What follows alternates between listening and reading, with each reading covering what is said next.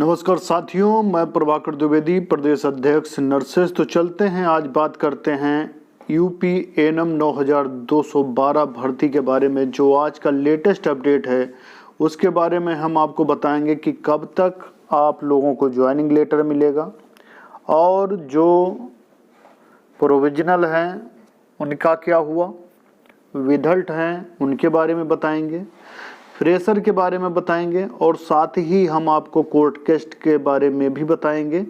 और 8,831 पदों के बाद, इनकी ज्वाइनिंग के बाद क्या कोई वेटिंग लिस्ट निकलेगी, उसके साथ ही कोर्ट केस के बारे में बताएंगे।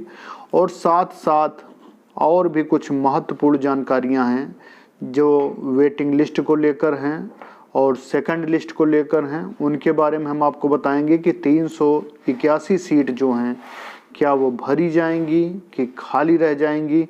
तो इन सभी खबरों के बारे में हम आपको बताएंगे कि ये सब चीज़ें कब होंगी। तो चलते हैं, UP triple SC ANM joining 8,831, जो 9,212 पदों में से जिनका रिजल्ट आया हुआ है उनके बारे में हम आपको बात करते हैं। और जो लोग हमारे चैनल पर नए विजिट कर रहे हैं तो कृपया चैनल को सब्सक्राइब कर लें, बेल आइकन दबा लें।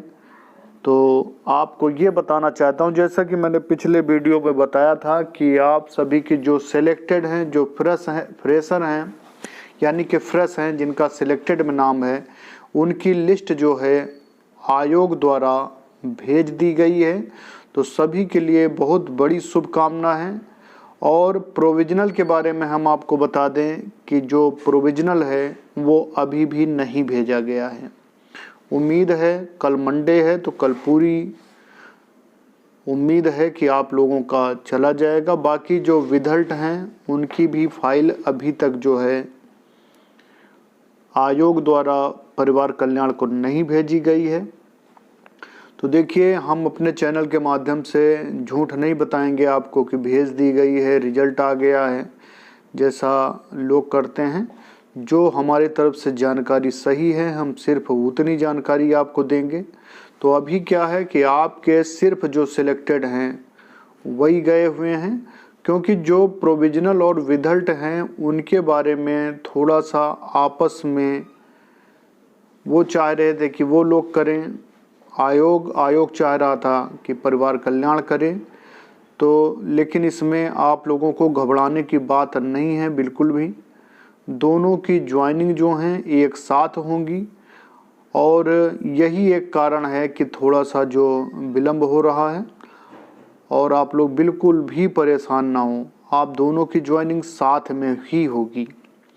और जो ज्वाइनिंग के बाद जो 381 पद हैं उनकी वेटिंग के बारे में मैं आपको बता दूं कि वेटिंग तो देखिए आयोग द्वारा जारी नहीं होती है, लेकिन यह है कि और भी जो आयोग द्वारा कई पदों पर भर्तियां हुई हैं उन पर भी वेटिंग की मांग चल रही है, और आपके भी पदों में वेटिंग की मांग चल रही है। और कई बार इसमें नियम में संशोधन करने की भी मांग की गई कि वेटिंग निकाली जाए, क्योंकि जिन पदों पे जो लोग एग्ज़ाम देते हैं उसमें बहुत सी सीटें खाली चली जाती हैं, और ये लिख के देना पड़ता है कि यहाँ में जो है योग्य अभ्यर्थी नहीं मिले, इस कारण जो है हम सीटें खाली छोड़ रहे हैं। ऐसा आपने पहले स्टाफ नर्सेस की भी भर्ती में देखा होगा, वो चाहे मेल की रही हो या फीमेल की रही हो, तो उनमें सीटें खाली चली जाती हैं। वो दोबारा जब कभी भर्ती निकलती है तो उसमें ये जुड़ कर आती हैं। लेकिन यदि इसी टाइम अगर निकाल दिया जाए और वो भर्ती हो जाए तो वो ज़्यादा बेटर होता है। लेकिन ये है कि कुछ कमियां हैं जिसकी वजह से ऐसा संभव नहीं हो पाता है। लेकिन यह है कि प्रयासरत आप लोगों को जब तक ज्वाइनिंग आपकी नहीं मिल जाती है तब तक मेरा आप सभी से निवेदन है कि आप लोग प्रयासरत रहें।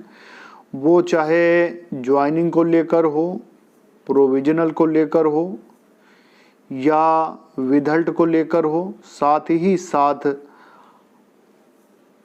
जो सेकंड लिस्ट है उनके लिए भी हम चाहते हैं कि सेकंड लिस्ट और वेटिंग लिस्ट निकले, क्योंकि बहुत से ऐसे साथी हैं जो संविदा पे हैं और जिनकी आयु जो है बिल्कुल वो बॉर्डर लाइन पर थे। हो सकता है उन्हें आने वाले टाइम में दोबारा मौका मिले फॉर्म भरने का या ना मिले, तो इसलिए अगर सेकंड लिस्ट निकलती है तो सबसे ज़्यादा फ़ायदा जिनको मिलेगा उनको मिलेगा जो बिल्कुल ही बॉर्डर लाइन पे हैं, जिनकी एज जा रही है। तो ऐसे लोगों के लिए हम चाहते हैं कि वेटिंग निकले, लेकिन वेटिंग निकलने की उम्मीद बिल्कुल ना के बराबर है। बाकी रही कोर्ट केस की बात, तो देखिए कोर्ट केस की तरफ से आप लोगों की ज्वाइनिंग पर कोई भी फर्क नहीं पड़ेगा, क्योंकि ग्राउंड इतने ज़्यादा मजबूत नहीं है कि भर्ती आपकी रोकी जा सके या भर्ती में कोई प्रॉब्लम पैदा की जा सके। हाँ, यह है कि कोर्ट केस चलते रहेंगे, ये लंबी प्रक्रिया है और जब कभी इसमें आदेश होगा तब इन लोगों को लाभ मिलेगा यदि इनके ग्राउंड मजबूत रहे तो।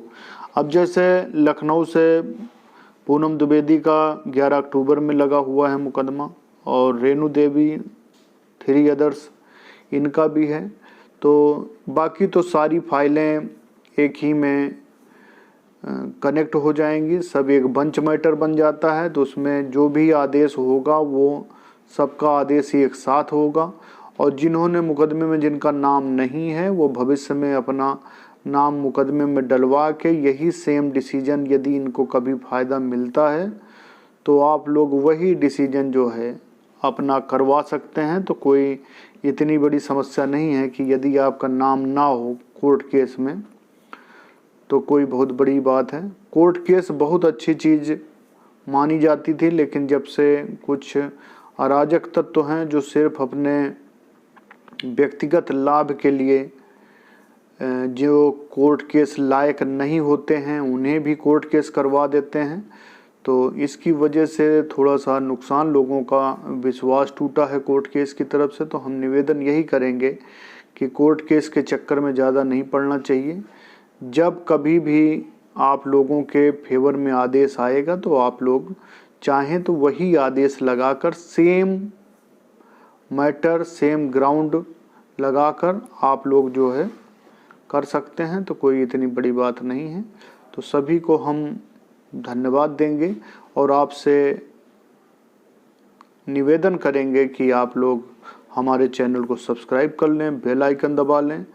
बहुत बहुत धन्यवाद है आप सभी का, बहुत बहुत धन्यवाद।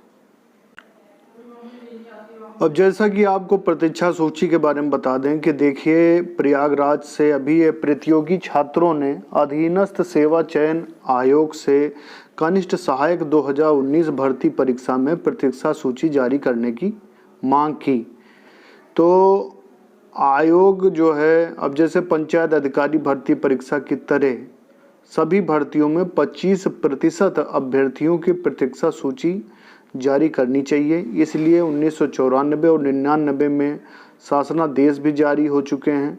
तो ऐसा होना चाहिए कि लोग उम्मीद है कि इस तरह के आदेश और लोग प्रयासरत हैं कि आयोग द्वारा भर्तियों में भी सूची निकाली जाए। जैसे कनिष्ठ सहायक भर्ती 2019 की प्रतीक्षा सूची मांगी गई है। प्रतियोगियों ने अधीनस्थ सेवा चयन आयोग की भर्ती परीक्षाओं में प्रतीक्षा सूची की मांग एक बार फिर उठाई। उन्होंने कहा कि अन्य भर्ती बोर्डों की भर्तियों में यह सुविधा मिलती है, कनिष्ठ सहायक 2019 की भर्ती परीक्षा में भी प्रतीक्षा सूची जारी की जानी चाहिए। प्रतियोगी हर्षदीप चतुर्वेदी, प्रतीक पांडे, तो बहुत से लोगों के नाम हैं।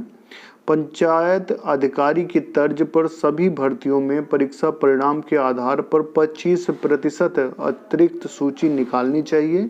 माध्यमिक शिक्षा सेवा चयन बोर्ड, उच्चतर शिक्षा सेवा आयोग इसी तरह की सूची निकालता है। इतना ही नहीं, 94 और 99 के शासनादेशों के मुताबिक प्रतीक्षा सूची निकालने का प्राविधान है। इन्हीं बिंदुओं को लेकर अधीनस्थ सेवा मोर्चा के पदाधिकारी 18 अक्टूबर को चंद्रशेखर आज़ाद पार्क में प्रतियोगियों के साथ बैठक कर अपनी आवाज़ बुलंद करेंगे। तो देखिए ये UP SSC JA junior assistant हैं, इनके बारे में भी दिया गया है। लेकिन तो मैं आप लोगों से ये कहता हूँ कि देखिए हारिए नहीं, अगर किसी में भी अगर प्रतिष्ठा सूची आती है तो आप नर्सेस की भी सेकंड सूची आएगी। बहुत